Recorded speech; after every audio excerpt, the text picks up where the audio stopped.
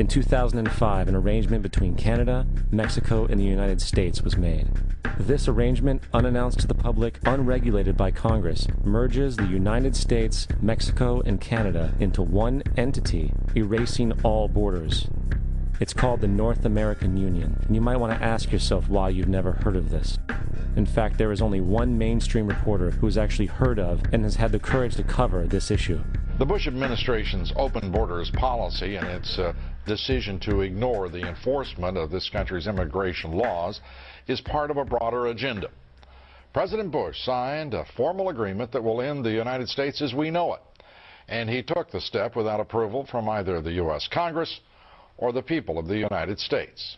It's a deal that few have even heard of. It's being done again by very few people at the very top on behalf of the investment class, but the working class of people, political officials across our country, from communities, from cities and so forth, they don't know anything about this.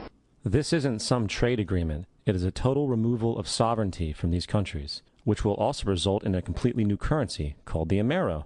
Fall.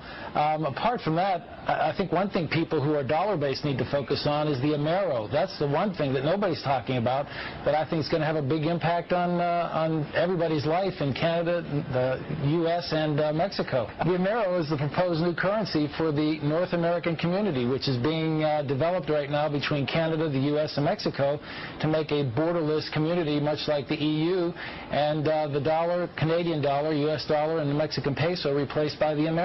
By default of this agreement, the American Constitution will eventually be obsolete. You would think that a situation like this would be on the cover of every major newspaper. That is until you realize that the people who are behind this movement are the same people behind the mainstream media, and you are not told what you're not supposed to know. The North American Union is the same concept as the European Union, the African Union, and the soon-to-be Asian Union, and the same people are behind all of them.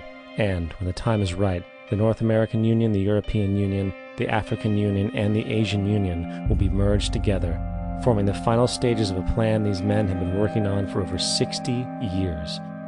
A one-world government.